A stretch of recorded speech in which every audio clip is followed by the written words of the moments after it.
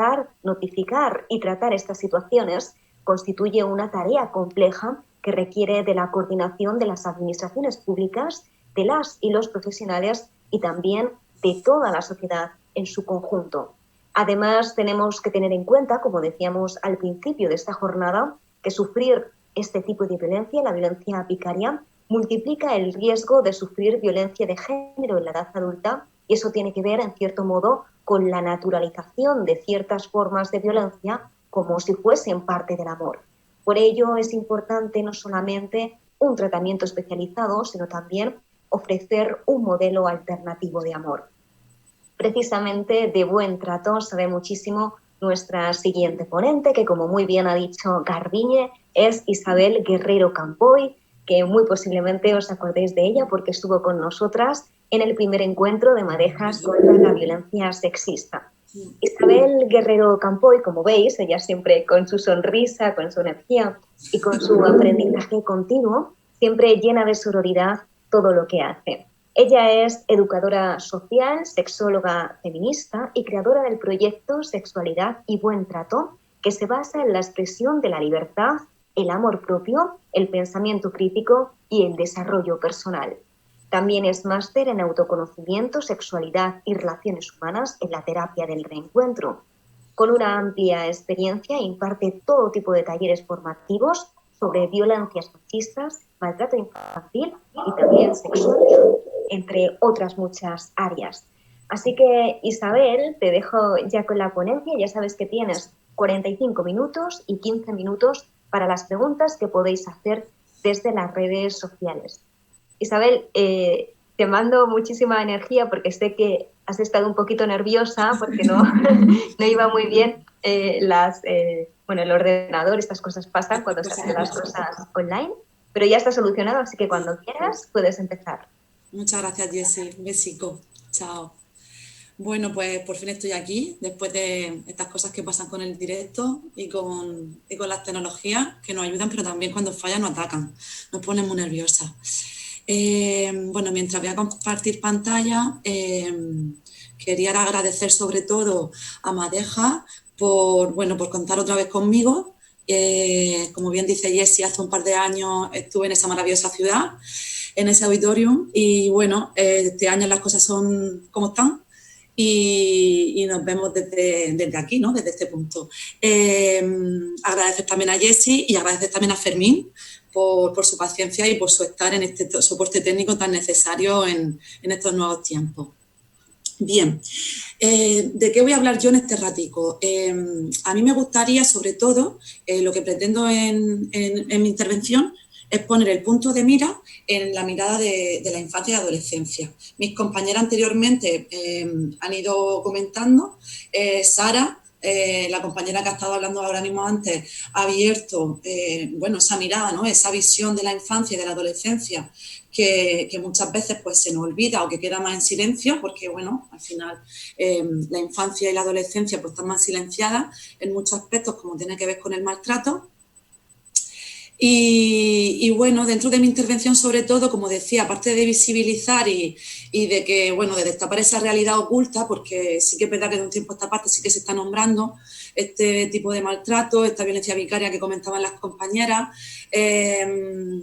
aparte de visibilizarla, bueno, pues promover también la conciencia, ¿no? ¿Qué puedo hacer yo como persona adulta que estoy escuchando esta ponencia, que estoy asistiendo a esta jornada, en mi ámbito de actuación, cuál es mi posición que puedo hacer como madre, como profesora, como enfermera, como médico, como médica, es decir, promover un poco esa conciencia. Para eso es necesario conocer el problema, y también es importante lo que comentábamos, ¿no? Facilitar modelos de buen trato en los que crear ejemplos de conducta y proteger sobre todo, que es nuestra labor fundamental, a los niños y a las niñas en el tema del maltrato.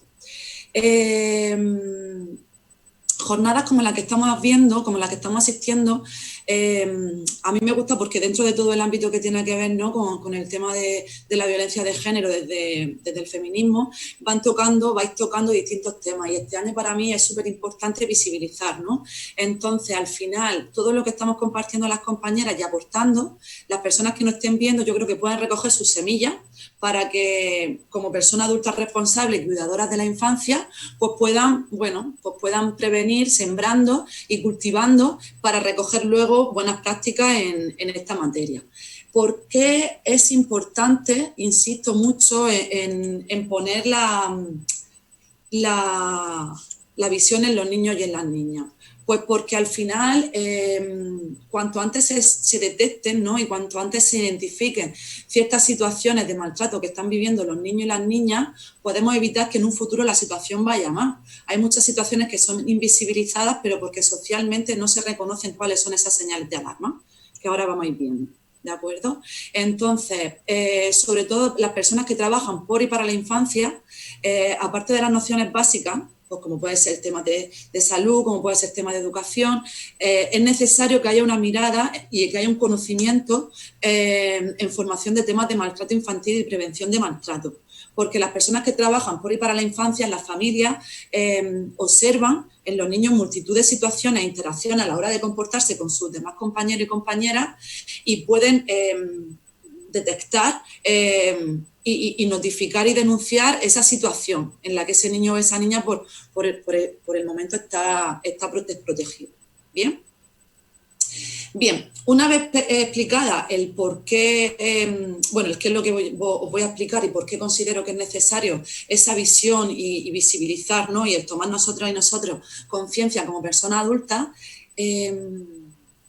os voy a invitar a reflexionar sobre las preguntas que aparecen en la pantalla. Es importante que no olvidemos cuando hablamos de infancia y sobre todo cuando hablamos de temas de maltrato y violencia, es súper importante que no olvidemos, que no perdamos nuestra perspectiva de cuando fuimos niños y niñas, de cuando fuimos adolescentes. A veces se nos olvida, hablamos como personas adultas y se nos olvida. Entonces, invito a que reflexionéis sobre cómo erais cuando erais niños, cuando erais niñas, cómo os comportabais. ¿Qué recuerdos tenéis de esa época? ¿Os castigaban? Y si os castigaban, ¿cómo os castigaban? Y si os pasó, si ahora mismo tuvierais que ese niño o esa niña que fuisteis tuviera algún problema, tuviera una situación adversa, ¿a quién se la contaría? ¿O a quién se lo hubieras contado? Ese niño o esa niña que fuiste, ¿a quién le contaría una situación? ¿Y por qué tú eliges a esa persona? ¿No? Yo me gustaría que reflexionáis sobre eso, porque al final muchas veces proyectamos expectativas cuando éramos niños, hacemos las cosas esperando cosas en la persona adulta, y nosotras como personas adultas tenemos la obligación, el deber de velar por la seguridad de la infancia. Y eso es súper importante, porque los niños y las niñas, por el hecho de ser niños, están desprotegidos. Y sobre todo ya no por el hecho de ser niños o niñas, sino por el hecho de lo que me hubiera gustado, o de lo que se hizo conmigo, o de lo que se pudo haber hecho, ¿no? Un poco esa visión, ¿no? Bien.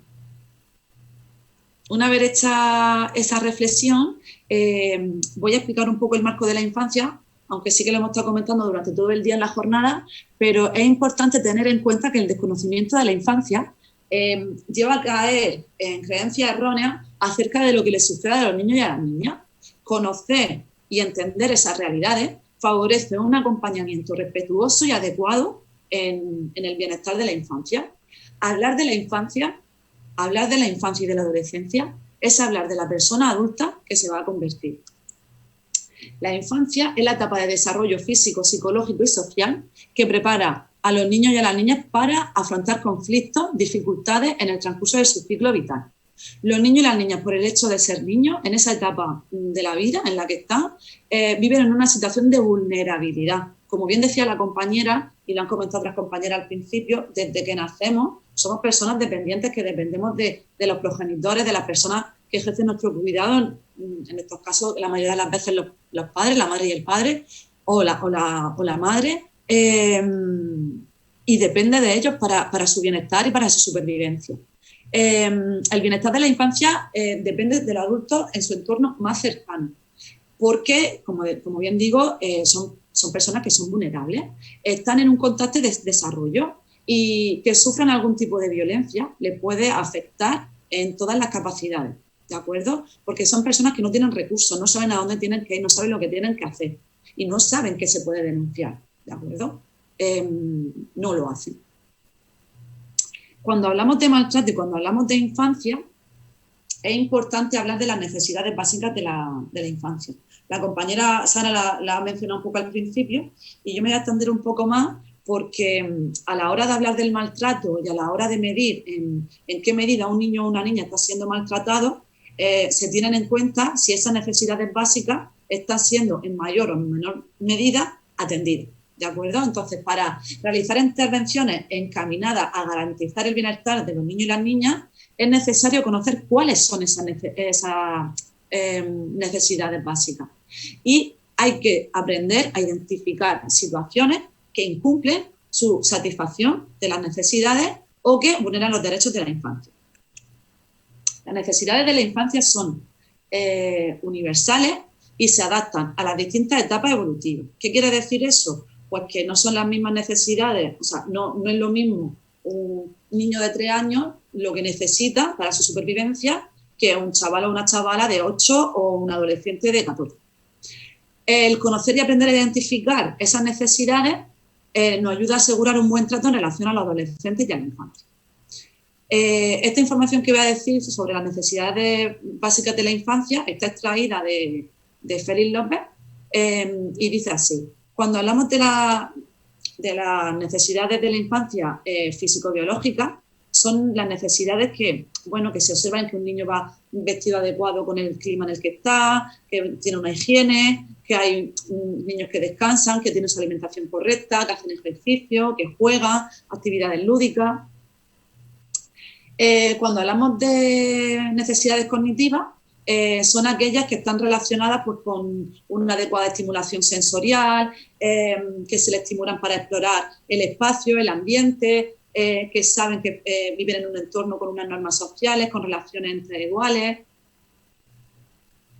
Al hilo de todo eso también hablamos de las necesidades sociales, pues a nivel de tener una seguridad emocional, a nivel de tu identidad, a nivel de tu autoestima, a nivel de tus relaciones sociales, necesidades sexuales a nivel de que se respete la identidad de las personas, de los niños y las niñas, con el tema también del entorno físico.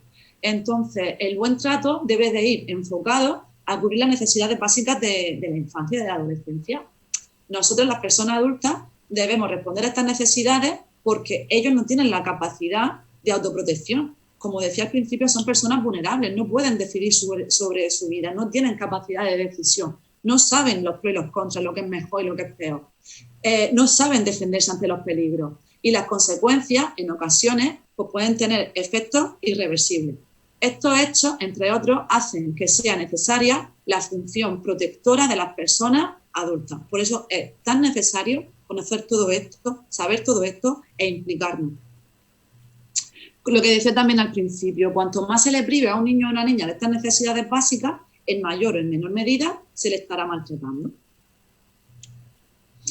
Una vez visto, poniendo el contexto, el foco en la infancia, en ese niño o en esa niña que fuimos, qué significa ser, qué significa la infancia, esa etapa de nuestra vida tan vulnerable como es la infancia y la adolescencia, a continuación os voy a hablar sobre el maltrato. Porque cuando hablamos del maltrato, imagino que ahora yo pongo la palabra maltrato en la pantalla y yo digo, ¿qué es para ti el maltrato? Y bueno, todas las personas que podáis estar viendo esto, que hagáis la pregunta, pues podéis, en vuestra cabeza os vienen multitud de imágenes o multitud de sentimientos relacionados con esta dimensión del maltrato. Cuando hablamos del maltrato, el maltrato afecta a toda la persona, es algo que no es neutral. Y como digo al principio, insisto mucho en este tema, como personas adultas y responsables tenemos la obligación de velar por evitar el maltrato en la infancia y en la adolescencia. Si ponemos ahora en internet maltrato infantil, nos salen la ristra de definiciones. La definición que tenéis en la pantalla es del Observatorio de la Infancia y dice así: el maltrato infantil es toda acción, omisión o trato negligente que no es accidental, que priva al niño o a la niña de su adecuado, de sus derechos y su bienestar, que amenacen o interfieran su ordenado desarrollo físico, psíquico y o social, y cuyos autores pueden ser personas, instituciones o la propia sociedad. El maltrato es tanto el hacer como el dejar hacer. Cuando hablamos de maltrato hablamos de violencia. La violencia, bueno, es cometida por un abuso de poder, hay un mal uso de poder. La persona que, en estos casos que estamos hablando de maltrato, hay un afecto, hay un vínculo, hay una relación de la persona con el niño y la niña que está siendo la víctima de maltrato, y la negación social y el desconocimiento posibilita la impunidad de la persona que agrede. Por eso insisto en la importancia de conocer realidades como es la violencia vicaria, la violencia de la que estamos hablando esta mañana, durante todo el día, y sobre todo conocer las diferentes dimensiones que tiene el maltrato infantil. Sin extenderme mucho en esto, simplemente para que tengáis una visión general, cuando hablamos de maltrato, hay muchas formas de diferenciar y categorizar el maltrato. Según el Observatorio de la Infancia, lo divide el tipo de maltrato según el momento en el que se produce. La compañera al principio lo comentaba también, Sara, lo del tema del maltrato perinatal. Es un maltrato en el momento en el que está ocurriendo, ¿no? Antes de que la criatura nazca. Hay maneras de diferenciar los maltratos según quién lo hace o según dónde ocurra, que es cuando hablamos de maltrato familiar, cuando hablamos de maltrato institucional. Otra forma de categorizar cuando hablamos de maltrato por su expresión o comportamiento, por ejemplo, cuando hablamos de omisión o cuando hablamos de una negligencia, y por su carácter y forma, que es cuando hablamos de maltratos, pues maltrato físico, maltrato emocional, psicológico, abuso sexual, etc. Con la temática que nos trae aquí, que es la violencia que sufren los niños y las niñas que están expuestos a violencia de género, en las distintas formas que hay de categorizar esas formas, ¿no? Por decirlo así, de esas formas de exposición a la violencia que viven y que sufren los niños y las niñas y adolescentes, podríamos destacar que existe pues, la violencia perinatal, la que muy bien ha comentado la compañera, el ser testigo, es decir, el observarla, el presenciarla, tanto a nivel de estar escuchando, ¿no? De estar en la habitación y estar escuchando los golpes o los gritos, las peleas, o el verla, el que ocurra delante tuya o tú presenciarla. El vivir en un ambiente de conflicto permanente, es decir, sabemos que los niños y las niñas son esponjas y el hecho de estar en un ambiente donde, como bien decía también al principio las compañeras, Jessica lo acaba de decir antes, se normaliza, ¿no? Se naturaliza esa forma de comportamiento, pues el hecho de vivir en un ambiente conflictivo influye, ¿no? En el desarrollo de la criatura, como estamos viendo. El tema de tener el rol de protector y defensor, también lo ha comentado la compañera, ¿no?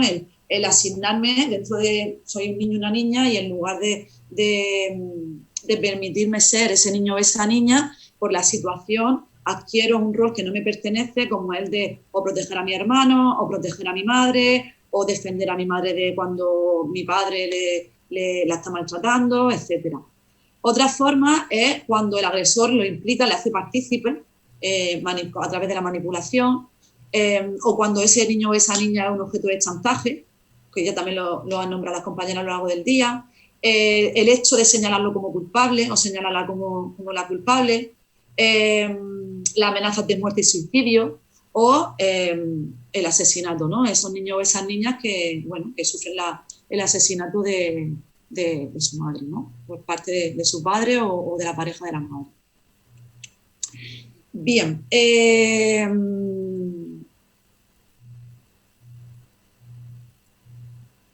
A ver. Lo que quiero hacer ahora es que os quiero poner un vídeo y ahora comentamos.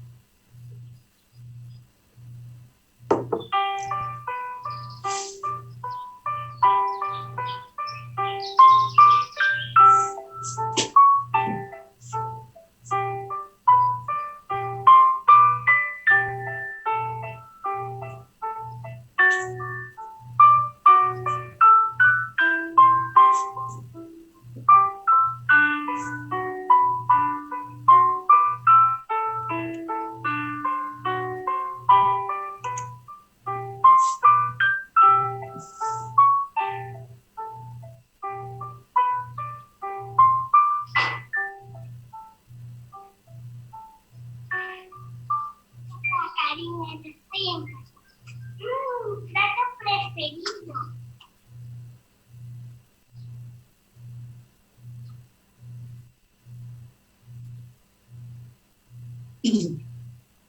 ¿Pero esto qué es? No le has puesto ni sal. Eres una inútil. No sabes ni cocinar. Toma, todo para ti.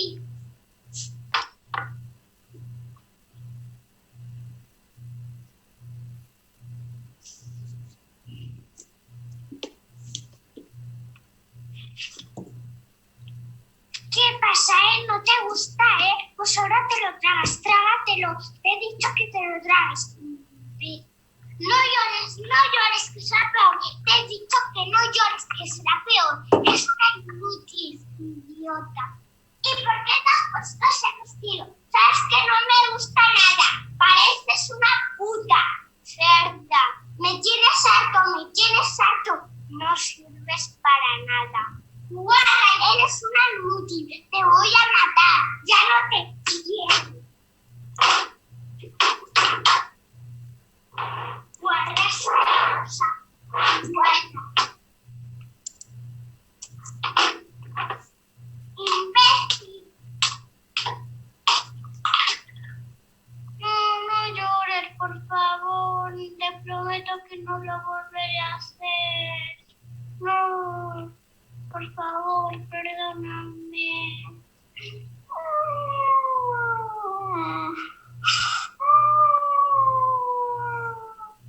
¿Que te lo has creído?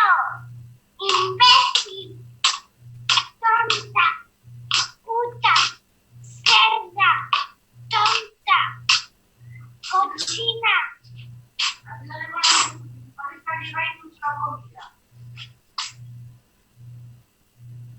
¿Qué haces? Jugando a papá y mamá. Cariño, ya estoy en casa.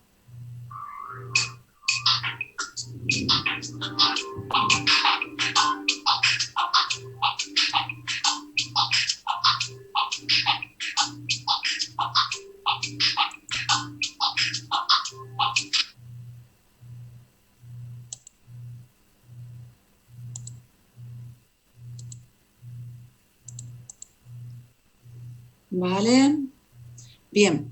Bueno, no sé si lo conocíais, tiene mucho tiempo el vídeo, es muy impactante.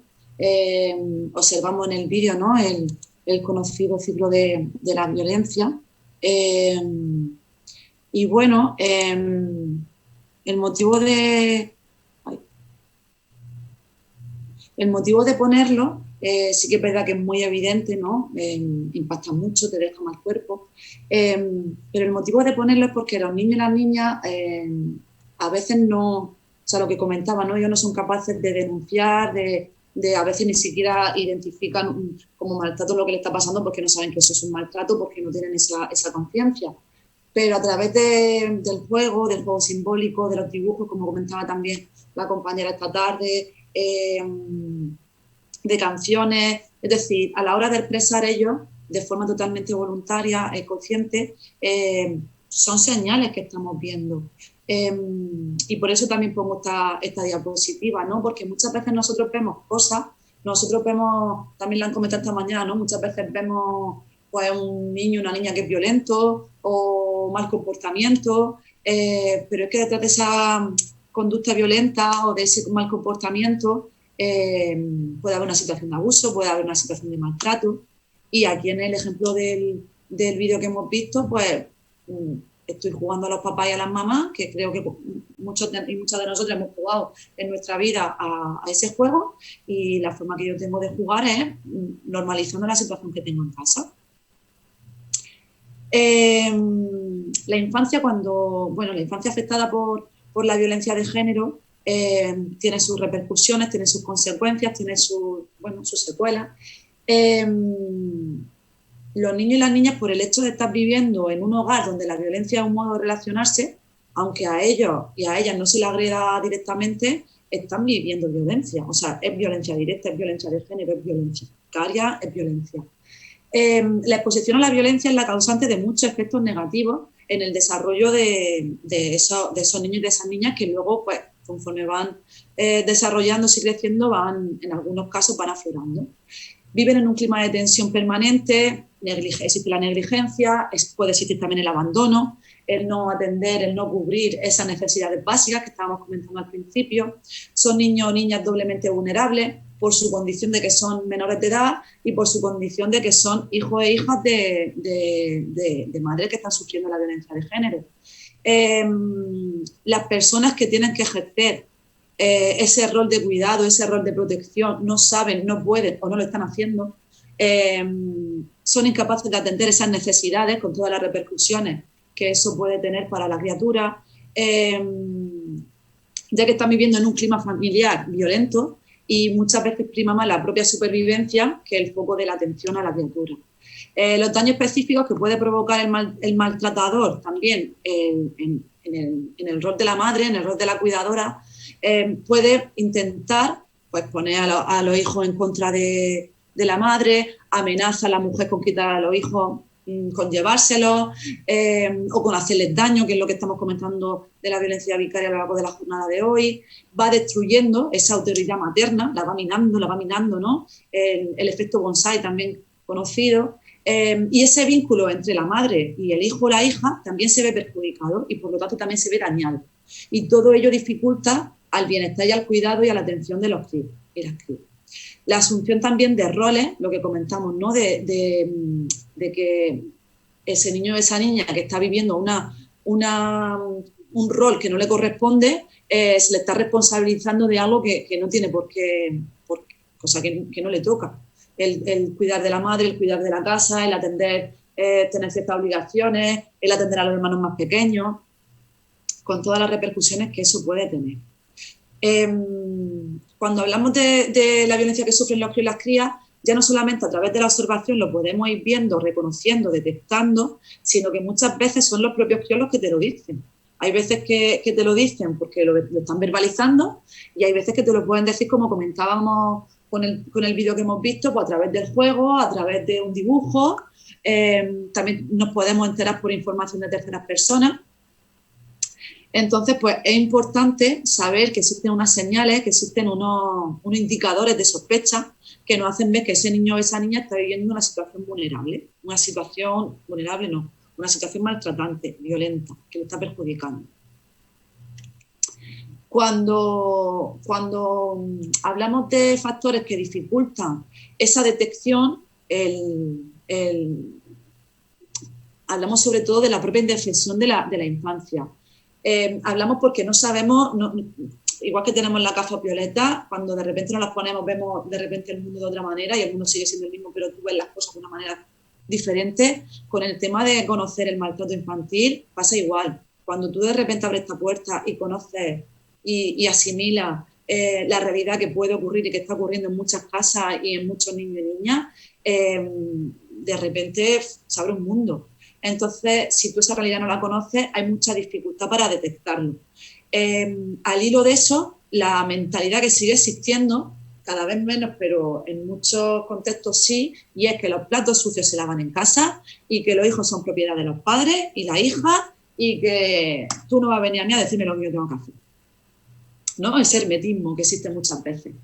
También existe falta de sensibilización, tristemente. Bueno, lo que comentaba, ¿no? El desconocimiento de los indicadores de maltrato. Tampoco sabemos hay desconocimiento, no sé lo que tengo que hacer. Es decir, hay gente que... Yo trabajo en AMAIM, en la Asociación de Prevención de la Infancia Maltratada de aquí de Murcia, y la Asociación Murciana, y una de la labor de AMAIM es sobre todo el orientar, asesorar a las personas para que sepan qué es lo que tienen que hacer ante situaciones de este tipo. Las personas, realmente hay muchas personas que no saben lo que tienen que hacer y muchas veces ese miedo a no saber lo que tienen que hacer, hacen así, miran para otro lado, la situación de maltrato sigue existiendo, pero yo no hago nada, porque por desconocimiento o porque desconfío de la justicia o por lo que sea. Pero muchas veces, pues, esos desconocimientos hacen que, bueno, que se sigan viviendo situaciones de maltrato en muchas casas. Bueno, esto ya lo hemos comentado también un poquito.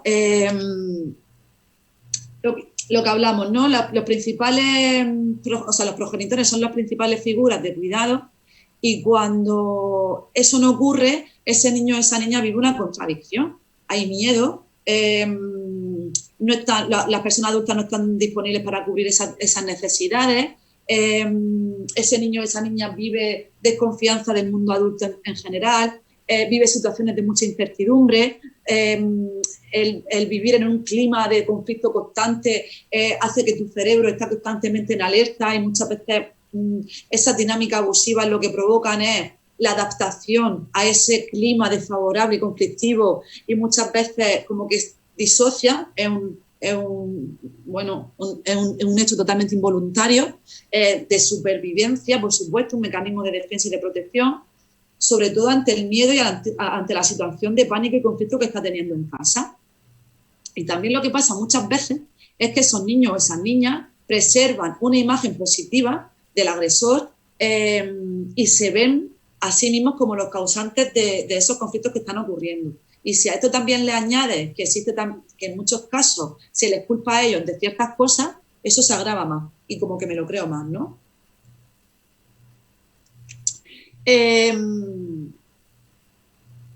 Todo esto, como estamos viendo, como bien podéis imaginar, en ese niño o en esa niña, en ese adolescente, en su desarrollo, tiene una serie de consecuencias.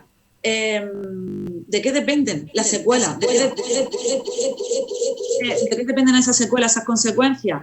Pues sobre todo de las propias características del niño, es decir, de la edad que tenga, de sus habilidades, si es un niño que tiene algún tipo de diversidad funcional, el propio temperamento, también depende del tipo de maltrato, es decir, si lo estoy observando, si también recae sobre mí, si la violencia hacia mi madre es solamente verbal o si también existe la violencia física, es decir, el hecho de ser testigo o el hecho de yo sufrir que me están agrediendo a mí directamente, la frecuencia, la intensidad, la duración, sobre todo también si tiene lugar en los primeros años de vida. Los 5 primeros años de vida son fundamentales, sobre todo para el desarrollo y construcción de nuestro cerebro y determinan mucho cómo se va construyendo todo en ese ambiente conflictivo. Son niños que están expuestos a unas tasas de estrés elevadísimas. También influye la relación que tengan con el agresor. No es lo mismo si el agresor es mi padre o si el agresor es la pareja de mi madre, con la que yo también puedo convivir, pero es la pareja de mi madre, no es mi padre. También hay miedo a que el padre pues, le haga daño a la madre, a que el padre pueda cumplir amenazas de matar a la madre. También depende de que la madre como que se desvincule, como que no exista el vínculo y que no atienda esas necesidades básicas que estábamos comentando también al principio. La protección que ejerza también el entorno, ya no solamente la figura materna como tal, sino el entorno, si existe red de apoyo, si se dispone o no se dispone de un apoyo terapéutico, de una ayuda cuando todo esto se pueda destapar, si hay acceso a competencias y a servicios de ayuda médica, social y psicológica. Y las consecuencias que observamos en esos niños y en esas niñas las diferenciamos en consecuencias sociales, por niños con inseguridad, desconfianza en las relaciones, soledad, dificultad a la hora de controlar la agresividad, dificultad para interpretar las claves sociales. Fijaros que se están viviendo en un ambiente donde el código es violento, violento y violento, cuando luego se relacionan en otros contextos, como puede ser el colegio, tienen mucha dificultad para descodificar otros comportamientos.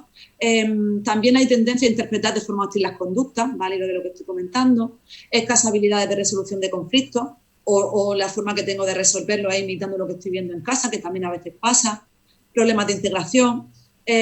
Incrementa pero no determina la posibilidad de ejercer o de padecer violencia machista, lo hemos comentado al principio. Que exista probabilidad no significa que exista una alta probabilidad no significa que lo vaya a hacer, es decir, no hay una relación causa-efecto. Consecuencias físicas por niños y niñas con problemas de crecimiento, alteraciones de sueño, alimentación, pérdida de control de esfínteres, trastornos psicosomáticos. Consecuencias conductuales, pues niños con baja autoestima, o sea, su identidad, su autoconcepto lo tienen totalmente anulado, con depresión, indefensión aprendida, es decir, sabes que hagan lo que hagan, no va a valer de nada, y ya se dejan caer, ya se dan por vencidos, ¿no? Muchísimo miedo a la frustración, algunos con conducta autolesiva, hiperactividad, niños y niñas con retraso en el lenguaje, bajo rendimiento académico, asentismo, trastorno disociativo de identidad, lo que comentábamos antes, ¿no? Un mecanismo de supervivencia total, delincuencia juvenil, consumo de drogas, fuga del domicilio. Y luego a nivel de consecuencias emocionales, pues ansiedad, tristeza, niños con falta de empatía, esa incapacidad de no saber ponerse en el lugar de las otras personas, niños que viven con un miedo constante, un miedo generalizado, agresivos, con agresividad, niños que sienten culpa, problemas de autocontrol,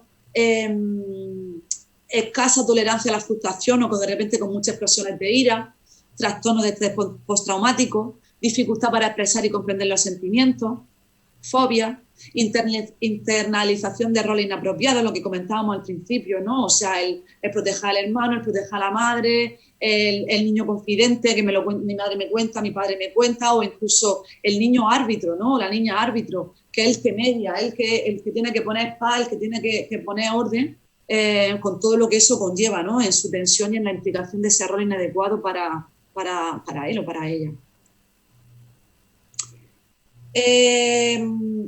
En los jóvenes, en las personas jóvenes, bueno, conducta agresiva, siguen un poco más en la línea de lo que hemos comentado al principio, ¿no?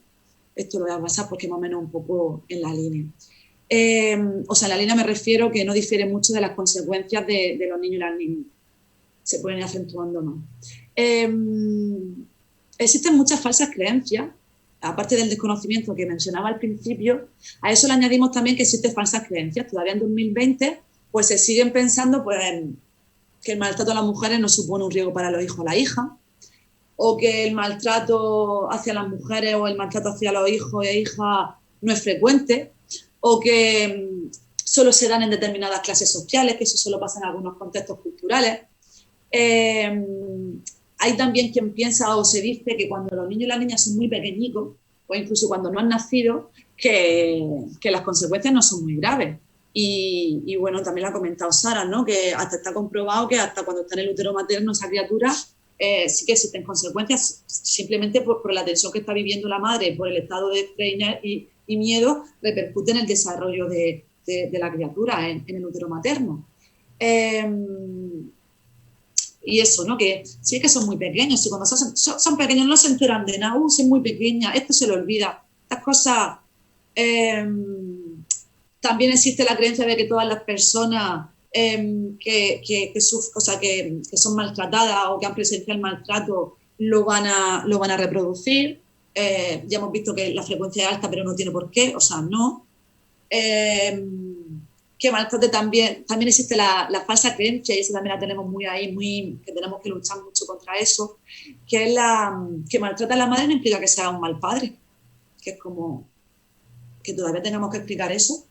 Y también existe la creencia de, pues si lo importante es que crezca en un hogar donde esté el padre y la madre. Si con que tenga el padre y la madre, lo demás es secundario. Entonces, bueno, estas falsas creencias que persisten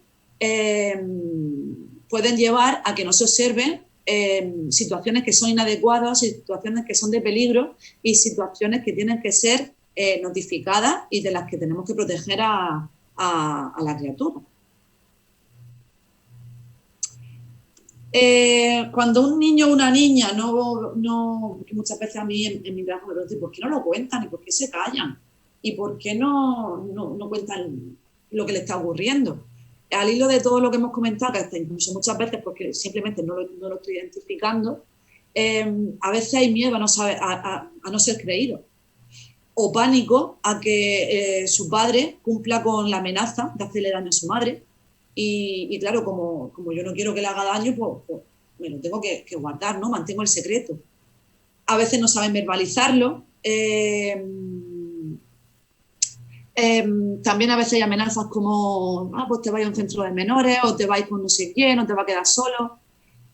También la lealtad propia, ¿no? De obedecer a la familia, de no decir lo que está pasando, ¿no? De esa obediencia que tiene el crío o la cría.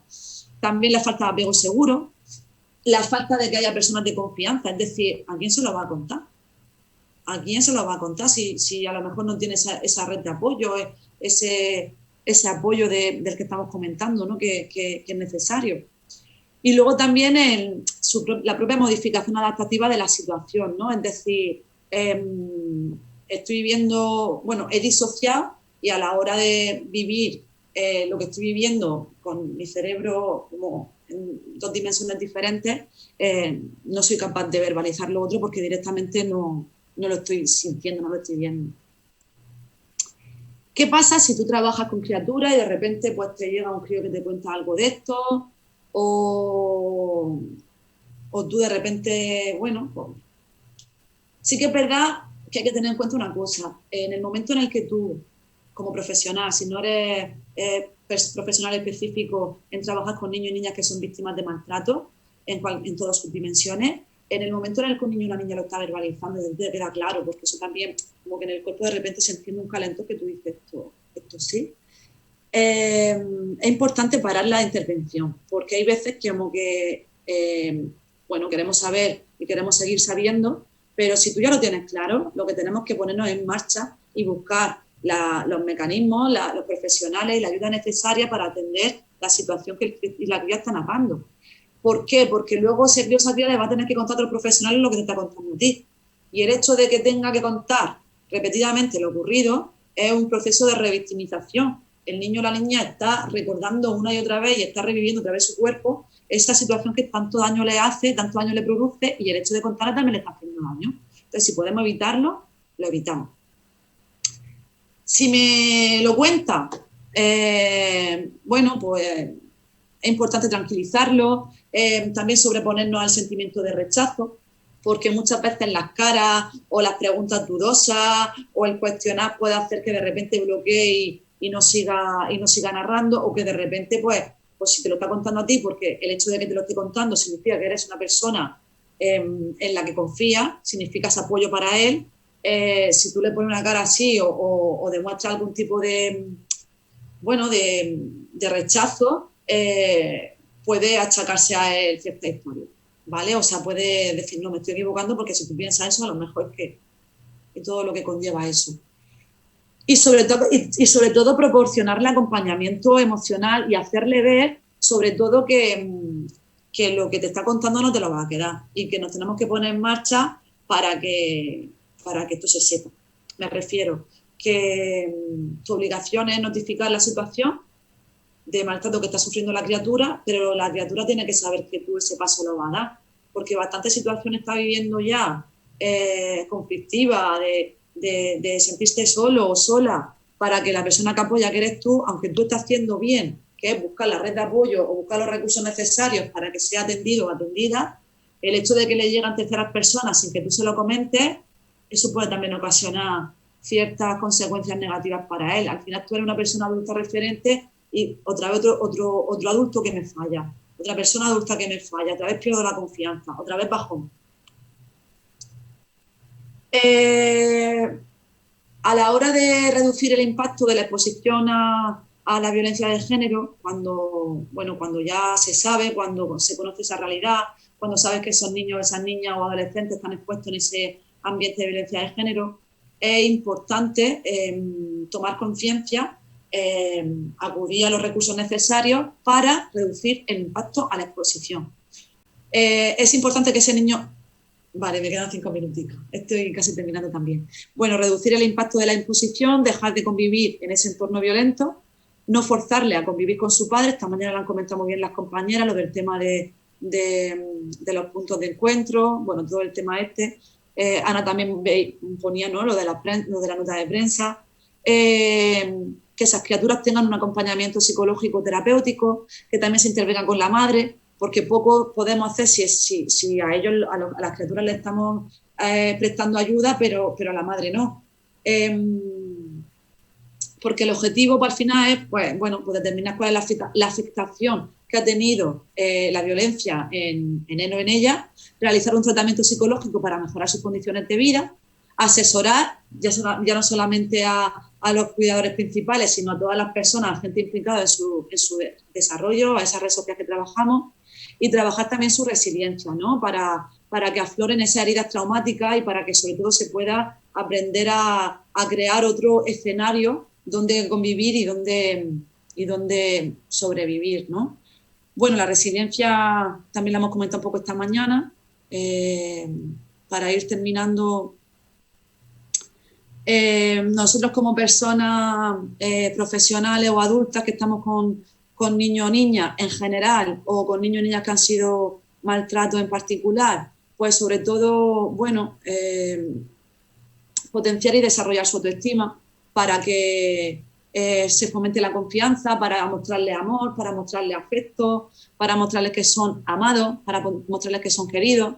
Es importante nuestro lenguaje positivo, el ver lo que decimos y también el cómo lo decimos, porque mirar en positivo hace que las personas también saquen lo bonito de ellas, y cuando mira bonito a una criatura, pues la criatura se siente bonito. Esto lo voy a pasar con un poco el tema de la notificación y creo que... Y bueno, simplemente quería poner esta reflexión para terminar y ya está. Y con esta diapositiva y con esta reflexión final doy por finalizada mi intervención. El amor no es una forma de violencia, ni la violencia es una forma de amor. Muchísimas gracias. No sé si iré muy rápido, pero me ha dado tiempo. Gracias. Muchísimas gracias, Isa, por esta ponencia tan interesante que has hecho. Y la verdad es que ha propiciado que desde el chat la gente también esté contando su experiencia, se han abierto bastante, así que en ese sentido pues ha estado muy, muy interesante. Comenta Ainhoa Izaguirre que es importante mencionar que una de las repercusiones es la reproducción de los patrones de la violencia por parte de los niños y niñas hacia la propia madre, dificultando el proceso de recuperación de esa propia madre. No sé si estás de acuerdo. ¿Puedes repetírmelo, por fin, que no te entendió bien? Dice Ainhoa Izaguirre que es importante mencionar que una de las repercusiones es la reproducción de patrones de violencia por parte de los niños y niñas hacia la propia madre. Eso es, dificultando así su proceso de recuperación de la madre. Claro, al final también, sí, o sea, llega a ser también una de las consecuencias o de la propia manipulación que pueda llevar por parte del padre o por la propia imitación del modelo parental, que lo que estoy imitando al final es el comportamiento que mi padre está ejerciendo, pues igual que puedo imitar cuando está con el martillo arreglando algo, pues si está maltratando a mi madre, es lo que estamos comentando. Al normalizar la conducta, casi siempre la conducta esperada de la conducta que se da es la de proteger a la madre. Pero sí que es verdad, como bien dice Ainhoa, la compañera, que también se da a veces paso ese. Entonces, claro, para la madre, tú imagínate, ahí sí que tiene, pues otra situación adversa más, ya no solamente la situación que estoy viviendo, porque muchas veces también la habéis comentado esta mañana. Muchas veces las criaturas llegan a ser el motivo, como esa falta de, ese pequeño impulso que cojo al final para salir, para de repente ver una luz y decir por mi hijo o por mi hija. Pero claro, si de repente tu hijo o tu hija está en contra de ti, pues hay veces que el agujero es que es más difícil de encontrar la salida. Sí, esa realidad también puede existir, exactamente. Se veía muy bien también en ese vídeo que tú ponías cómo se reproducen esos patrones, ¿verdad? En el vídeo incluso cuando decías que no es 100% seguro, pero que el haber sufrido esa violencia puede hacer que de mayor también sufras violencia de género o lo ejerzas porque has normalizado esas conductas. Claro, si al final... Por eso es importante poner el acento y visibilizar esto, porque si tú a mí como niño o niña no me dices que esto no se hace así, no siempre pasa, pero hay veces que yo en el instituto o en el colegio puedo reproducir conductas que me pueden pasar en casa. Entonces sí que es importante conocer y saber, y sobre todo saber llevar a esos críos y a esas crías sin estigmatizarlas para dotarle de herramientas y alternativas a esa conducta, porque si simplemente la estamos criminalizando o si simplemente le estamos poniendo la etiqueta, vale, ya hemos puesto el foco, pero vamos a dotarle de herramientas para que entren otras habilidades y dejen la conducta violenta y adquieran comportamientos de buen trato o comportamientos más conciliadores. Digamos que ofrecerle una alternativa a ese modelo que están viendo, ¿no? Ahí está. Porque sobre todo tenemos que tener en cuenta que cuando hablamos de infancia y adolescencia estamos hablando de personas adultas futuras. Entonces, claro, es muy importante desde raíz educar en igualdad, trabajar con perspectiva de género, todo lo que estamos contando, el feminismo desde el aula, desde infantil, porque no es que lleguemos tarde cuando vamos a secundaria, pero es que hay que empezar, igual que le enseña a coger la cuchara cuando tienen 1 año, pues tienen que saber comportamientos buentratantes y conductas de igualdad hacia las personas desde que están en el mundo. Hombre, yo creo que también todos los recortes que ha habido están haciendo que esos talleres de prevención que antes se llevaban a cabo, pues ya estén desapareciendo, pero ya no eso, es que antes esos talleres se llevaban en el instituto, pero se tienen que llevar también desde primaria, ¿no? Isabel, eso es lo que quieres decir. Sí. Yo vamos, en Amaim, donde trabajamos, y bueno, cada vez lo tengo más claro, en primaria y en infantil. Y sobre todo de forma transversal, que no sean cosas puntuales, porque está muy bien hacer un taller, está muy bien que vayamos, yo voy mucho a los centros educativos, me encanta, pero también es importante que las personas que están con ellos y con ellas en el aula tengan esas herramientas para que su trabajo sea que de forma transversal puedan transmitir todo esto. Claro, porque tú vas a dar un taller que dura 2 o 3 horas o 2 o 3 días, pero luego te vas, ¿no? Y quizás hayas dejado una semilla, pero hay que reforzar eso, ¿no? Entonces, es importante no solamente enfocarse en ese alumnado, sino también en el profesorado, ¿no? Para que tenga esas herramientas. Exactamente. Y sobre todo también trabajar con el profesorado, porque si yo quiero trabajar con el alumnado, temáticas, por ejemplo, relacionadas con la adquisición de los roles de género masculino-femenino, y luego resulta que cuando hay que hacer alguna actividad, pues los chicos hacen esto, las chicas hacen esto, parte de la pues, ¿de qué me vale el taller? ¿De 4 horas? De nada. Vale, pues muchísimas gracias, Isabel, por estar con nosotras. Nos quedamos con esa idea de la importancia de que esa educación sea transversal y la llevemos a todos los sentidos. Y Garbiñe, con esto hemos terminado las ponencias, pero nos queda todavía una sorpresa, ¿no? Cuéntanos. Así es, eskerrik asko Isabel, eskerrik asko Jessica. Bueno, begia da, amaitu dira hitzaldiak, amaitu dira ponentziak, baina gaurko egun honi azken brotxea, azken puntua jarri aurretik, matazak bigarren saria eman behar dugu. Sari honen helburua, hoxe da, alor ezberdinetatik indarkeri matxistaren aurka lan egin duten pertsonak edo elkarteak errekonozitzea eta saritzea. Aurtengoan, matazak saria azaroak 7 N plataformari emango zaio, 5 urte hauetan indarkeri matxistaren aurka egin duten lanagatik, erakundeetan violentzia, emakumeen aurkako violentzia estatu arazoa bihurtu dutelako eta politikoen agendan sartu dutelako. Saria eskultur bat izango da eta Pilarrek lehen eskulturgileak, gurekin izan den eskulturgileak emango du. Decía que, han acabado las ponencias, han acabado las conferencias, pero es el momento de cerrar, de poner broche a esta jornada de hoy con el premio Madejas, el segundo premio Madejas. Este premio, la finalidad de este premio es reconocer y distinguir a aquellas personas o colectivos que se dedican a la sensibilidad, visibilidad, prevención y actuación, a visibilizar, a poner en solfa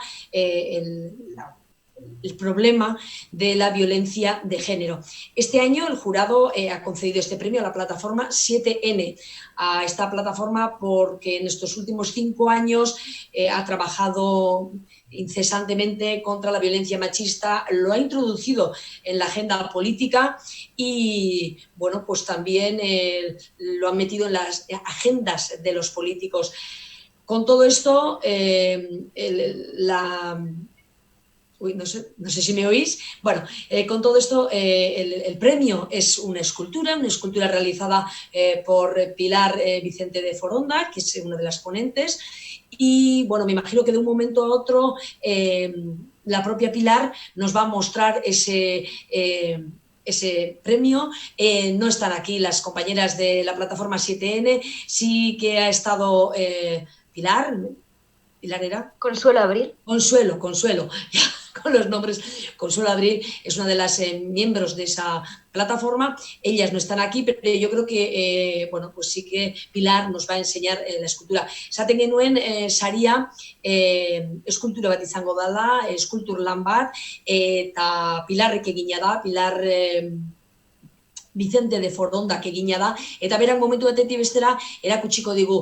7N edo azaroak 7 plataformari emango zaio, ez daude kideak, egia da Consuelo lehen ponente izan dena, bai, berak kidea da, baina, bueno, online egin beharreko honetan, pues online egingo dugu sari ematea, plataforma honi errekonozimendua eta sari ematea. Pentsatzen dut, momentu batetik bestera Pilar izango dugula, bueno, ya tenemos aquí a Pilar, que es la que nos va a mostrar, y bueno, igual nos da una pequeña explicación de la escultura, que es la que, bueno, pues será entregada, aunque sea online y a través de las tecnologías, bueno, pues a la plataforma 7N por su trabajo contra la violencia machista. A ver, ¿me oís ahora? Sí, nosotros te vemos. Y me oís, ¿verdad? Te vemos. ¿Y me oís? Sí, nosotros, yo creo que sí, te vemos. Sí, yo creo que te estamos viendo en directo, entonces, bueno, si nos muestras la escultura, pues todas las compañeras que puedan estar todavía con nosotras, pues sabrán el premio, el reconocimiento que reciben de manos de madejas las compañeras de la plataforma 7N. A ver si consigo que la veáis así. ¿Se ve? Sí, yo creo que sí. Igual nos puedes explicar un poquito en la escultura. Vemos que son unas manos solidarias, parece. Están haciendo punto. Ah, claro. Sí, las madejas, claro. No, yo por lo menos no lo veía bien. Sí, ahora con la vuelta perfectamente. Son manos que están haciendo puntos, son las madejas, que es el logo, el leitmotiv, ¿no? La escultura siempre es muy difícil de ver en plano, ¿vale? En fotografía siempre es muy difícil de entender. Pero sí, la idea era, bueno, lo que vosotras hacéis, ¿no? Mientras estáis hablando de feminismo, estáis haciendo punto. Tejiendo. Entonces, están tejiendo, sí, es verdad. Esto es. Entonces esa era la intención, el representar, bueno, como veis, el torno donde estaba trabajando es donde os lo estoy enseñando, porque es donde se puede girar para intentar sí. Que veáis. Así lo vemos. Esto es. Pues entonces, gracias. Bueno, la idea es enseñaroslo un poco. Sí.